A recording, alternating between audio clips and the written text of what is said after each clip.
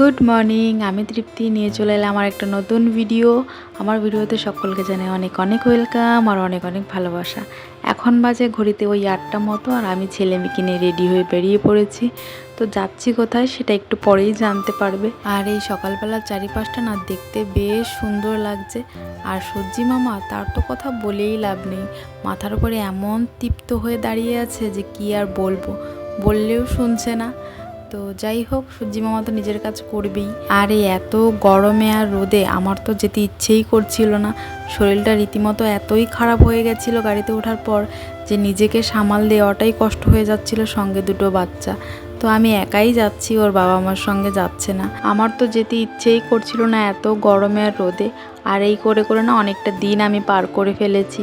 তো খুব ইমার্জেন্সি কাজ না হলে সত্যিই আমি যেতাম না। তো এবার না গেলেই নয়, মানে এই তারিখটাতে আমাকে যেতেই হতো। আর সঙ্গে কিছু আমার ব্যাংকের কাজও ছিল, যেহেতু আমার ব্যাংক অ্যাকাউন্ট সব আমার শ্বশুরবাড়ির এখানেই সব কিছুই নেই। তো এটিএমটাও না হট করে খারাপ হয়ে গেছে, মানে এটিএমের পাসপোর্টটা ঠিকঠাক কাজ করছে না। তো সেই জন্য আমার ব্যাংকে যেতেই হতো, সঙ্গে আরও কিছু জরুরি কাজ, সব কিছু নিয়েই একসঙ্গে বেরিয়েছি। তো দেখো রাস্তাঘাটের অবস্থা দেখে তো আমার রীতিমতো কান্না পেয়ে যাচ্ছিল, মানে এত গরম, গাড়ির মধ্যে আরও বেশি গরম। আর এই দিনটাতে বাইরের দৃশ্যটা দেখতে যতটা সুন্দর, মানুষের ভিতরটা ততটাই খারাপ করে ফেলেছিল। দেখো একটু হাওয়া বাতাস নেই, গাছের পাতাও একটা নড়ছে না। আর এই করে করে না এই যে চলে এসে জিগজ্যাগ রাস্তায়, এই রাস্তাতে আসলে এই গরমের মধ্যে কোনো মানুষ নেই যার মাথা ঘুরোবে না আর বমি বমি পাবে না। ঠিক আমারও এমনটাই হয়েছিল। এক তো আমি গরম সহ্য করতেই পারি না, তো সঙ্গে আরও দুটো বাচ্চাকে নিয়ে বেরিয়েছি। সত্যি বুকের পাটায় সেই দিন অনেকটা সাহস নিয়েই বেরিয়েছি। সারা বছর যদি ঠান্ডা থাকতো তবু আমার কোনো সমস্যা ছিল না, কিন্তু গরমকে আমি ভীষণ ভয় পাই। কারণ এই গরমের জন্য যে কত জায়গায় আমাকে বাজে পরিস্থিতির মধ্যে পড়তে হয়েছে সে একমাত্র আমিই জানি। ভয় তো মনে মনে একটু একটু করছে, কিন্তু এই জন্য নয় যে বাচ্চাদের নিয়ে আমি একাই যাচ্ছি, রাস্তাঘাট চিনবো না এরকম কোনো কথা নেই। ঠিকঠাক আমি যেয়ে পৌঁছে যাব। কিন্তু আমার একটাই ভয় করছে, রাস্তাঘাটে কোথাও যদি আমি মাথা ঘুরে পড়ে যাই তাহলে আমারই বা কী হবে, আর আমার বাচ্চা দুটোরই বা কী হবে। রাস্তাঘাটের আজকাল যে বাজে পরিস্থিতি, মানুষ কখন কোথা থেকে গায়েব হয়ে যাচ্ছে বোঝাই যাচ্ছে না। সত্যি বলতে সেই দিনটা মাথার মধ্যে অনেক বাজে চিন্তা ভাবনা ও বাজে সময় নিয়ে খুবই বাজে কেটেছে সেই দিনটা। বাড়িতে গিয়েও আমি একটু স্থির হয়ে দাঁড়াতে পারিনি, কারণ বাড়িতে গিয়ে ওদেরকে রেখেই সঙ্গে সঙ্গে আমার ব্যাংকে ছুটতে হয়েছে। তো সেই জন্য বাড়ির কোনো ক্লিপ নিতে পারিনি। কিন্তু হ্যাঁ, এই যে সন্ধেবেলা, মানে রাতই হয়ে গেছে, আমাদের গ্রামে পাশের বাড়িতে অনুষ্ঠান ছিল। তো সেখানেই এসেছি আমি, ছেলে আর আমার ভাসুরের মেয়ে।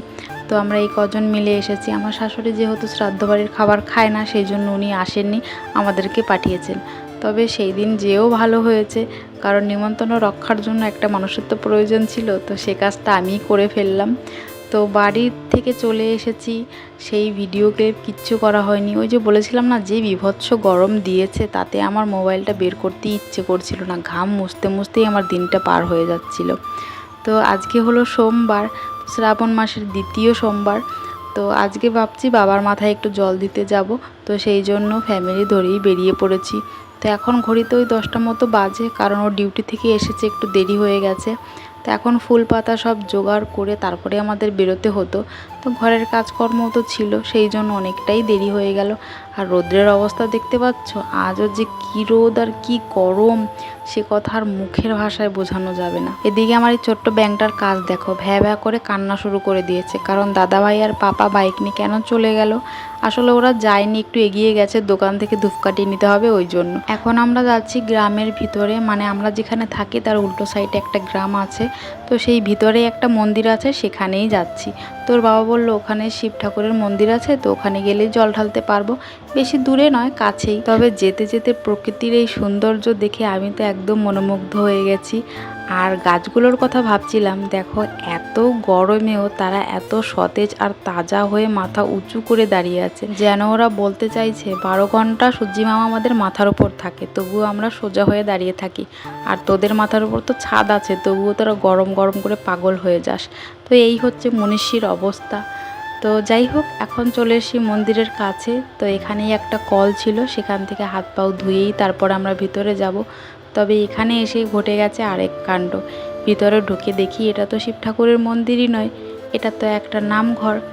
তো সেই জন্য আমরা ভাবছিলাম কি করব, তবে এসে যখন পড়েছি ঠাকুরকে একটু ধূপধুনো দেখিয়েই যাব, এইভাবে তো ফিরে যাওয়া যায় না। ভগবান চান বলেই হয়তো এখানে আসতে পেরেছি, না হলে তো এতটুকু কপালও ছিল না যে এখানে এসে ধূপধুনো দেখিয়ে যাব, কারণ 12 বছরে একদিন ওই দিকে আসা হয় না।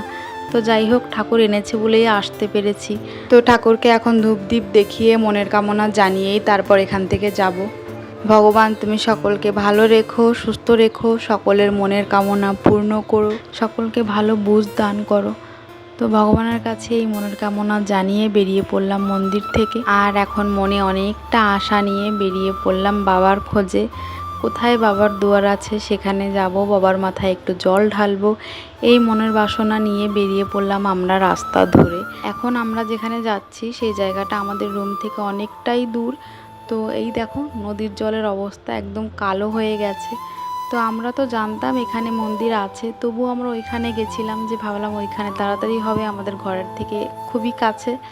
তো ওই বলে না যে ভগবানের কাছে যাওয়া কি এতই সহজ, তো আমরা তো শুধু জল ঢালতে যাব, তো এত শর্টকাটে তো আর ভগবানের দুয়ার পাওয়া যায় না। তো সেই জন্য হয়তো ভগবান এখানে আমাদেরকে নিয়ে এসেছে। তবে এইটা একটা দুর্গা মন্দির, এখানে অনেক বড় করে দুর্গা পূজা হয়, রাস হয়, মানে সব রকমের বড় বড় মেলাই বলো এখানেই হয়। তো চলো ফাইনালি এসে গেছি, এখন বাবার মাথায় জলও ঢালবো। তবে সেই ক্লিপটুকুন আমি নিতে পারিনি, কারণ মন্দিরের ভিতরে অনেকটাই ভিড় ছিল। তো আজকের মতো এই পর্যন্ত, দেখাবার পরের ভিডিওতে। টাটা।